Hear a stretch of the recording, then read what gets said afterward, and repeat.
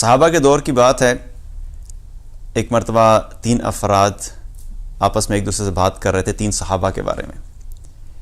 ایک تھے عبداللہ بن جعفر، دوسرے تھے قیس بن سعد، اور تیسرے تھے عرابہ اوسی۔ یہ 3 صحابہ تھے رضوان اللہ علیہم اجمعین۔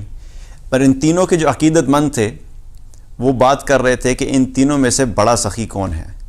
تو جو عبداللہ بن جعفر رضی اللہ عنہ کا عقیدت مند تھا وہ یہ کہہ رہا تھا کہ وہ آج کے دور کے سب سے بڑے سخی انسان ہیں۔ جو قیس بن سعد رضی اللہ عنہ کا عقیدت مند تھا وہ یہ کہہ رہا تھا کہ آج کے دور کے سب سے بڑے سخی جو ہیں وہ قیس بن سعد ہیں۔ اور جو عرابہ اوسی رضی اللہ عنہ کا عقیدت مند تھا وہ یہ کہہ رہا تھا کہ آج کے دور کے سب سے بڑے سخی عرابہ اوسی ہیں۔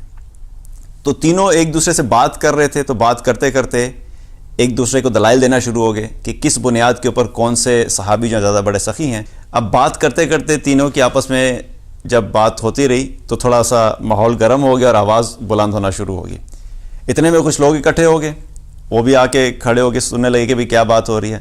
تو جب لوگوں نے آ کے پوچھا کہ آپ لوگ کس بات کے اوپر اختلاف کر رہے ہیں، تو انہوں نے بتایا بھی یہ بات ہے کہ ہماری نظر میں یہ صحابی جو ہیں وہ بڑے سخی ہیں، لیکن دوسرے کا نہیں، میری نظر میں یہ صحابی ہیں وہ بڑے سخی ہیں، اور تیسرے نے اپنے صحابی کے بارے میں فرمایا۔ تو لوگوں نے کہا کہ اچھا اس میں اتنی مسئلے والی کیا بات ہے، آپ لوگ جن صحابی کے بارے میں سمجھتے ہیں کہ وہ بڑے سخی ہیں، آپ اپنے ان صحابی کے پاس چلے جائیں اور ان سے کچھ مال طلب کریں اور دیکھیں وہ آپ کو کیا دیتے ہیں، اور جو بھی وہ آپ کو دیں گے لے کر آپ ادھر آ جائیں، اور پھر اس کی بنیاد پہ فیصلہ ہو جائے گا کون سے صحابی ہیں جو زیادہ بڑے سخی ہیں۔ تو بڑی مناسب بات تھی، انہوں نے کہا بالکل ٹھیک ہے۔ اب جو عبداللہ بن جعفر رضی اللہ عنہ کا عقیدت مند تھا وہ ان کے پاس چلا گیا۔ جب وہ ان کے پاس پہنچا تو عبداللہ بن جعفر رضی اللہ عنہ اس وقت اپنے گھوڑے پر سوار تھے اور کہیں جانے کے لیے تیار تھے۔ تو اس شخص نے جا کے ان سے کہا کہ میں مسافر ہوں، زاد راہ ختم ہو گیا ہے اور مدد کا طلبگار ہوں۔ تو انہوں نے جب یہ سنا تو عبداللہ بن جعفر رضی اللہ عنہ اپنے گھوڑے سے نیچے اترے اور اس شخص سے کہا کہ اس گھوڑے کی رکاب پہ پاؤں رکھو اور اس پر سوار ہو جاؤ، اور ایک گھوڑا تمہارا ہوا، اور اس گھوڑے کے پیچھے ایک تھیلا ہے، اس تھیلے میں 4000 دینار ہیں، وہ 4000 دینار بھی تمہارے ہوئے۔ اس تھیلے میں کچھ ریشم کی چادریں پڑی ہوئی ہیں، اس وقت ریشم بڑا قیمتی ہوتا تھا، تو ریشم کی چادریں پڑی ہوئی ہیں، وہ چادریں بھی تمہاری ہوئیں، اور سب سے قیمتی چیز اس تھیلے میں کیا ہے؟ حضرت علی رضی اللہ عنہ کی تلوار پڑی ہوئی ہے، وہ بھی تمہاری ہوئی۔ اب وہ لے کے یہ سارا سامان لے کے واپس آ گیا۔ اب دوسرا جو عقیدت مند تھا جو قیس بن سعد رضی اللہ عنہ کے بارے میں کہتا تھا کہ وہ بڑے سخی ہیں، ان کے پاس پہنچا، جا کے ان کے گھر کا دروازہ کھٹکھٹایا، اور جب دروازہ کھٹکھٹایا تو گھر سے ان کی لونڈی باہر نکلی۔ تو اس نے کہا کہ میں مسافر ہوں، زاد راہ ختم ہو گیا ہے، مدد کا طلبگار ہوں۔ تو ان کی لونڈی نے کہا کہ میں اس معمولی کام کے لیے قیس رضی اللہ عنہ کو اٹھانا مناسب نہیں سمجھتی۔ اندر گئیں، اندر جا کے ایک تھیلی لے کر آئیں جس میں 700 دینار تھے۔ انہوں نے کہا ان کے گھر میں اس وقت یہی موجود ہے، یہ تم رکھ لو۔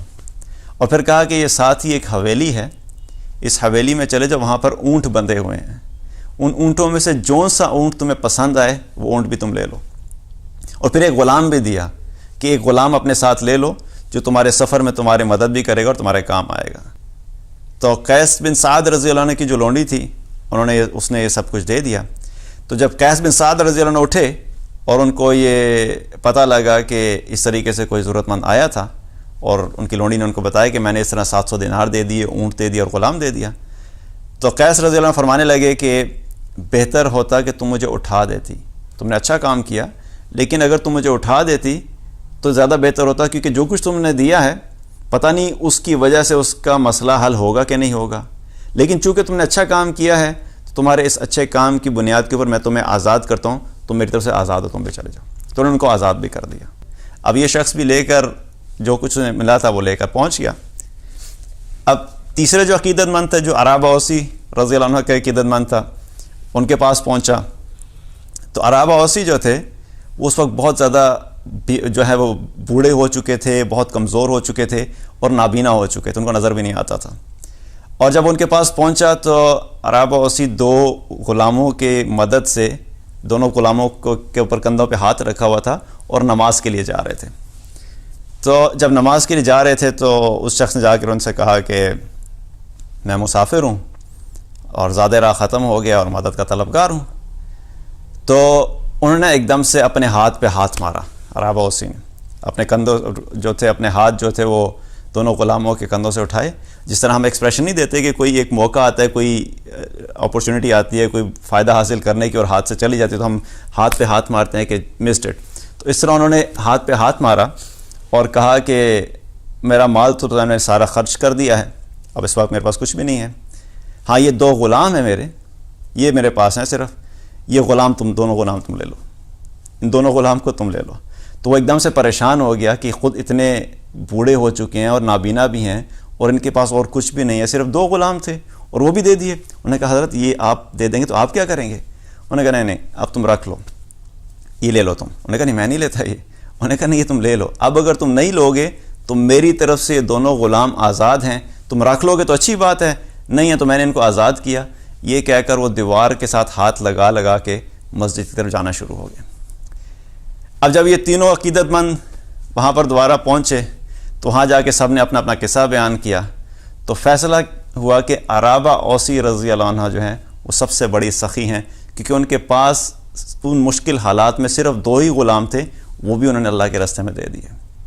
تو صحابہ جو تھے سخاوت میں بہت آگے تھے، اللہ تعالیٰ نے ان کو جو مقام دیا تھا رضی اللہ عنہم ورضوا عنہ کہ اللہ ان سے راضی ہو گئے اور وہ اللہ سے راضی ہو گئے، اس کے پیچھے ان کی بہت بڑی قربانیاں تھیں، اور جہاں اور بہت ساری صفات تھی وہاں پہ سخاوت ایک بہت بڑی صفت تھی۔